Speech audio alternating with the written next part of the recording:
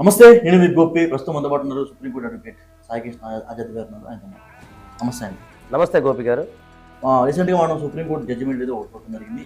So ఏంటంటే ఇది స్వచ్ఛంద వ్యభిచారం అనేది నేరం కాదు అని ఒక తీర్పు అయితే రావడం జరిగింది. సో దాని మీద మీరేమంటారు?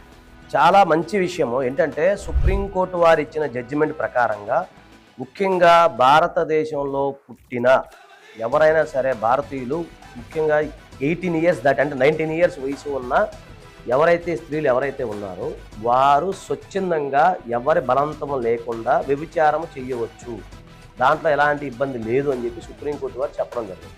ఇది ఏ సందర్భంలో అంటే ఈ యొక్క రిట్ పిటిషన్ ఏదైతే పబ్లిక్ ఇంట్రెస్ట్ లిటిగేషన్ పిటిషన్ అనేది అది ఇప్పుడు కాదు, అది దాదాపు కొన్ని దశాబ్దాల క్రితం ఉన్న ఆ యొక్క పిల్ని మెల్లిమెల్లి కాలక్రమంలో కూడా ఇప్పుడు ఈ పిటిషన్ సుప్రీంకోర్టు వారు స్వీకరించడం జరిగినప్పుడు దాని మీద కూలంకషంగా సుప్రీంకోర్టు వారు విచారించి ఇది యాక్చువల్గా రాజ్యాంగం ప్రకారంగా ఒక వ్యక్తి జీవించే హక్కులో భాగంగా ఒక సెక్స్ అనేది కూడా జీవించే హక్కులో భాగం.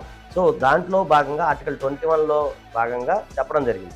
అలాగే భారతదేశంలో ఇప్పుడున్న సంస్కృతి సాంప్రదాయాల విరుద్ధంగా కూడా చెప్పడం జరిగింది. ఇదంటే వాళ్ళు చెప్పడం ఏమి వ్యాఖ్యానించారంటే సంస్కృతి సాంప్రదాయం వేరు, లీగల్ వేరు, సంస్కృతి సాంప్రదాయాలు వేరు. కాబట్టి లీగల్గా చూస్తే భారత రాజ్యాంగం ప్రకారం ప్రసాదించిన హక్కుల్లో భాగంగా ఇది స్వేచ్ఛగా ఎవరైనా సరే ఒక మహిళ చేయొచ్చు. అలాగే ఆ మహిళని పోలీసు వారు ఇబ్బంది పెట్టకూడదు అరెస్ట్ చేసే సమయంలో.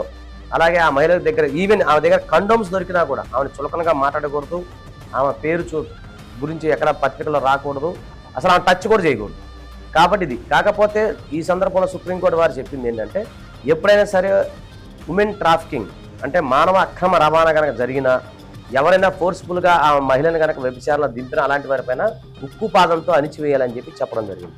కాబట్టి ఏంటంటే ఈ యొక్క జడ్జిమెంట్ సారాంశం ఏంటంటే ఒక వ్యక్తి స్వేచ్ఛకు సంబంధించిన జడ్జిమెంట్గా ఆలోచించాలి తప్ప ఇది జనరల్గా మన సాంప్రదాయం, మన సంస్కృతి అది దీనికి ఎలాంటి సంబంధం లేదు. సంస్కృతి సాంప్రదాయాలు ఒక భాగం అయితే భారత రాజ్యాంగం అనేది ముఖ్యమైనది. అలాగే ఈ యొక్క జడ్జిమెంట్స్ కూడా చాలా ముఖ్యమైనది. దీనికి సంబంధించి అంతకుముందు కూడా చాలా జడ్జిమెంట్స్ ఉన్నాయండి.